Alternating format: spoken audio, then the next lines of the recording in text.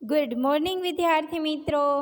ધોરણ 10 વિષય વિજ્ઞાન અને એમાં છે આપણો ચેપ્ટર નંબર 12 વિદ્યુત એટલે કે ઇલેક્ટ્રિસિટી. ઓકે, અને આ ચેપ્ટરનો આપણો ગુણભાર જે છે એ કેટલા માર્ક્સનો છે? 6 માર્ક્સનો છે. આ ચેપ્ટર આપણા પરીક્ષામાં 6 માર્ક્સમાં પૂછાય છે. એકદમ ઇઝી ચેપ્ટર છે. સમજો તો સાવ સહેલું, અને ના સમજો તો તમારે થોડું એકવાર તમારી જાતે વાંચશો તો પણ સમજાઈ જશે. બહુ સરળ ચેપ્ટર છે, અને આ ચેપ્ટરમાંથી તમે સારી રીતે તમારા માર્ક્સ પણ કવર કરી શકશો. બરાબર છે. વિદ્યુત આપણે રોજિંદા જીવનમાં જોઈએ તો વિદ્યુત સાથે કામ કરતા આવ્યા છીએ. વિદ્યુત વગર આપણે કોઈ કાર્ય શક્ય બનતું નથી. કેટલા એવા ગેજેટ છે કે જે વિદ્યુત દ્વારા ચાલે છે. ટીવી, મોબાઈલ ફોન, બરાબર છે. ઘરમાં જોઈએ તો એસી, પંખા, ટ્યુબલાઇટ્સ, લેમ્પ, બરાબર છે. આ બધી વસ્તુઓ વિદ્યુતથી ચાલે છે. હવે કેવી રીતે ચાલે છે અને એમની અંદર કઈ પ્રક્રિયા થાય છે અને શું કામ થાય છે એના વિશે આપણે જોશું. વિદ્યુતનું આધુનિક સમાજમાં મહત્ત્વપૂર્ણ સ્થાન છે. તે ઘરો, શાળાઓ, હોસ્પિટલો તથા અન્ય સ્થળે વિવિધ ઉપયોગ માટે નિયંત્રિત કરી શકાય અને સુવિધાજનક ઉર્જાનું રૂપ છે. કોણ? વિદ્યુત.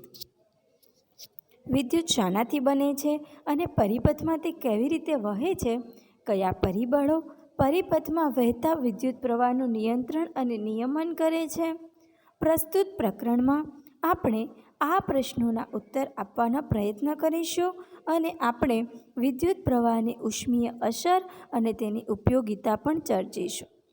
એમાં છે 12.1 વિદ્યુત પ્રવાહ અને પરિપથ એટલે કે ઇલેક્ટ્રિક કરંટ એન્ડ સર્કિટ. આપણે હવાના પ્રવાહ અને પાણીના પ્રવાહથી પરિચિત છીએ. એટલે કે હવાનું વહન થાય છે, આપણને ખબર છે કેવી રીતે થાય છે. પાણીનો પ્રવાહ વહે છે, એ પણ આપણને ખબર છે કેવી રીતે વહે છે. આપણે જાણીએ છીએ કે વહેતા પાણીથી નદીમાં પાણીનો પ્રવાહ રચાય છે. પાણી જે વહેતું હોય છે એનાથી નદીના પાણીનો પ્રવાહ રચાય છે. આવી જ રીતે વાહકમાંથી, વાહક એટલે કે ધાતુનો તાર, વાહકમાંથી વિદ્યુત ભાર વહેતો હોય ત્યારે આપણે કહી શકીએ છીએ કે વાહકમાંથી વિદ્યુત પ્રવાહ વહે છે. એટલે કે કોઈ તાંબાનો પાતળો એવો તાર તમે લઈ લો અને એમની અંદરથી વિદ્યુત ભાર જો વહેતો હોય, એની અંદરથી વિદ્યુત ભાર વહેતો હોય તો આપણે વિદ્યુત પ્રવાહ વહે છે તેમ કહી શકાય છે.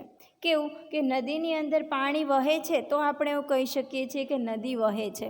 એવી રીતે વાહકમાંથી જ્યારે વિદ્યુત ભારનું વહન થાય છે ત્યારે આપણે એવું કહી શકીએ છીએ કે વાહકમાંથી વિદ્યુત પ્રવાહનું વહન થાય છે.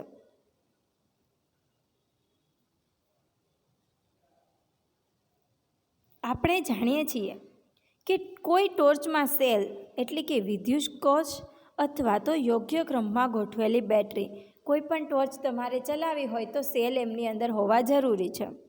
હવે કોઈ પણ ટોર્ચની અંદર જ્યારે તમે સેલ અંદર ગોઠવો છો, બરાબર છે, એટલે કે સેલને કહેવાય છે આપણા વિજ્ઞાનની દ્રષ્ટિમાં વિદ્યુત કોષ, બરાબર છે, અથવા તો બેટરી, પરંતુ સૌથી વધારે યુઝ કરવામાં આવે છે વિદ્યુત કોષ.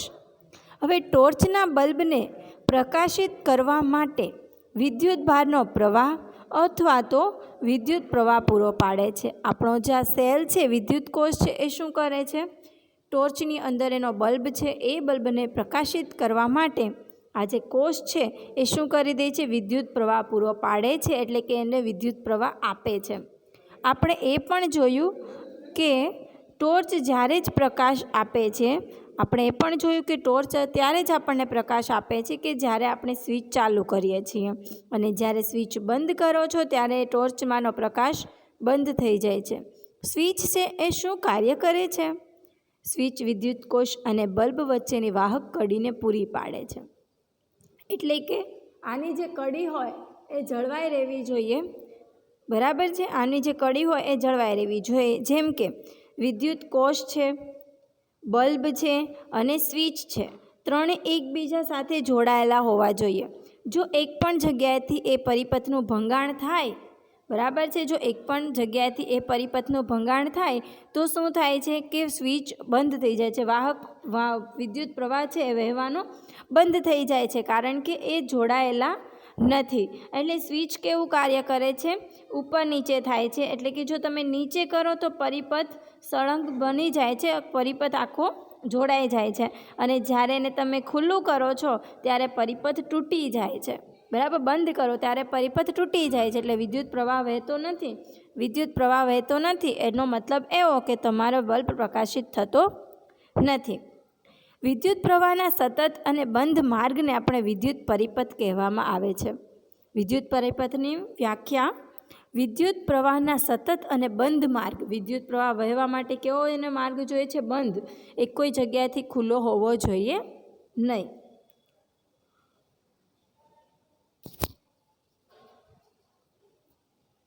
અને વાહક કડી પૂરી પાડે છે.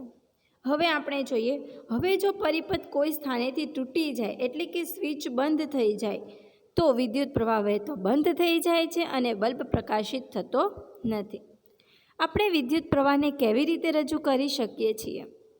આપેલા આડછેદમાંથી એકમ સમયમાં વહેતા વિદ્યુત ભારના જથ્થાને વિદ્યુત પ્રવાહ તરીકે રજૂ કરી શકાય છે. એટલે કે આપેલા આડછેદ એટલે કે આપણને જે આપેલું છે ક્ષેત્રફળ, એટલામાંથી એકમ સમયમાં એટલે 1 મિનિટમાં અથવા તો 1 સેકન્ડમાં વહેતા વિદ્યુત ભારના જથ્થાને, એની અંદરથી કેટલો વિદ્યુત ભાર પસાર થાય છે તેને આપણે વિદ્યુત પ્રવાહ કહી શકીએ છીએ. હવે હું તમને એક ઉદાહરણ આપું કે ચાલો કેટલા બધા સ્ટુડન્ટ છે એને લાઇનમાં ઊભા રહેવાનું છે. હું તેમને લોકોને એક બાલ્કની આપું છું, અને બાલ્કનીમાં હું એમ કહું છું કે બધા છોકરાએ આ બાલ્કનીમાંથી પાસ થવાનું છે. 1 મિનિટમાં કેટલા બાળકો પાસ થઈ શકે છે બાલ્કનીમાંથી એ હું નોટિસ કરીશ. એટલે કેવું થશે, બાલ્કની છે આપણો વાહક છે, સ્ટુડન્ટ છે એ આપણા શું છે? વિદ્યુત ભાર છે. એકમ સમયમાં એટલે કે 1 મિનિટમાં જેટલા વિદ્યાર્થીઓ પસાર થાય છે એટલો મારો શું છે? વિદ્યુત પ્રવાહ પસાર થયો છે એવું કહી શકાય છે. પડી ગઈ સમજ? 1 મિનિટમાં 10 વિદ્યાર્થીઓ પાસ થયા, આપણે 1 સેકન્ડમાં 10 વિદ્યાર્થીઓ પાસ થયા, તો મારો વિદ્યુત પ્રવાહ કેટલો છે એ બાલ્કનીનો? 10. સમજ પડી ગઈ? આવી રીતે નોટિસ કરવામાં આવે છે. હજુ આપણે ડિટેલપૂર્વક જોઈશું. ફરી પાછું આપણે જો વ્યાખ્યાને જોઈએ તો આપેલા આડછેદમાંથી એકમ સમયમાં વહેતા વિદ્યુત ભારના જથ્થાને વિદ્યુત પ્રવાહ તરીકે રજૂ કરાય છે. અને બીજા શબ્દોમાં તે વિદ્યુત ભારના વહનનો દર છે. એટલે કે વિદ્યુત ભાર છે એ વહન કરે છે, એનો દર એટલે કે એનો દર એટલે આપણે કહેવાય ને વેગ, એની ઝડપ કેટલી છે એ આપણે નક્કી કરી શકીએ છીએ. ધાતુના તારથી બનેલા વિદ્યુત પરિપથમાં વિદ્યુત ભારના પ્રવાહની રચના ઇલેક્ટ્રોન કરે છે. એટલે કે આપણે ધાતુના તારની મદદથી આપણે વિદ્યુત પરિપથ બનાવીએ છીએ, એની અંદર વિદ્યુત ભાર પસાર થાય છે, અને વિદ્યુત ભારના પ્રવાહની રચના જે છે, વિદ્યુત ભાર છે એનો પ્રવાહ છે એની રચના કોણ કરે છે? ઇલેક્ટ્રોન કરે છે. કોણ? ઇલેક્ટ્રોન. એટલે આપણે જે નક્કી કરીએ છીએ કે વિદ્યુત ભાર અસલીમાં શું છે? ઇલેક્ટ્રોન છે. જ્યારે સૌપ્રથમ વિદ્યુતની ઘટના જોવા મળી ત્યારે ઇલેક્ટ્રોન વિશે કોઈ જાણકારી નહોતી. જ્યારે આપણને ખબર પડી કે વિદ્યુત આવી રીતે કામ કરે છે, ત્યારે આપણને કોઈ ઇલેક્ટ્રોન છે એવી કોઈ જાણકારી હતી નહીં. તેથી વિદ્યુત પ્રવાહ ધન વિદ્યુત ભારોની ગતિના કારણે રચાય છે. એટલે કે વિદ્યુત પ્રવાહ છે એ એવી રીતે નક્કી કરવામાં આવ્યું કે ધન વિદ્યુત ભારોની ગતિના કારણે રચાય છે તેમ માનવામાં આવ્યું. હવે ધન વિદ્યુત ભારોની ગતિની દિશાને વિદ્યુત પ્રવાહની દિશા તરીકે લેવામાં આવી. ત્યારે કોઈને ઇલેક્ટ્રોનની ખબર નહોતી, એટલે આવી રીતે બધું માનવામાં આવ્યું, ગેસ કરવામાં આવ્યું. ધન વિદ્યુત ભારોની ગતિની દિશાને પ્રવાહની દિશા તરીકે લેવામાં આવ્યું. રૈવાજિક રીતે વિદ્યુત પરિપથમાં વિદ્યુત પ્રવાહની દિશા ઇલેક્ટ્રોન કે ઋણ વીજભારિત હોય છે. એટલે કે રૈવાજિક રીતે આપણે જોઈએ રેગ્યુલરમાં તો કે વિદ્યુત પ્રવાહ પરિપથ છે એમાં વિદ્યુત પ્રવાહની દિશા કેવી હોય છે? ઇલેક્ટ્રોન તરફની, કે જે ઋણ વીજભારિત હોય. તેની ગતિની વિરુદ્ધ દિશા લેવામાં આવે છે. ઇલેક્ટ્રોન જે બાજુ ગતિ કરતો હોય એના કરતાં વિરુદ્ધ દિશામાં લેવામાં આવે છે. હવે જો ટી સમયમાં વાહકના કોઈ આડછેદમાંથી પસાર થતો વિદ્યુત ભારનો જથ્થો ક્યુ હોય તો આડછેદમાંથી પસાર થતો વિદ્યુત પ્રવાહ આઈ છે. એટલે વિદ્યુત પ્રવાહ I is equals to Q divided by T. અને એના વિશે આપણે ડિટેલમાં નેક્સ્ટ લેક્ચરમાં જોઈશું.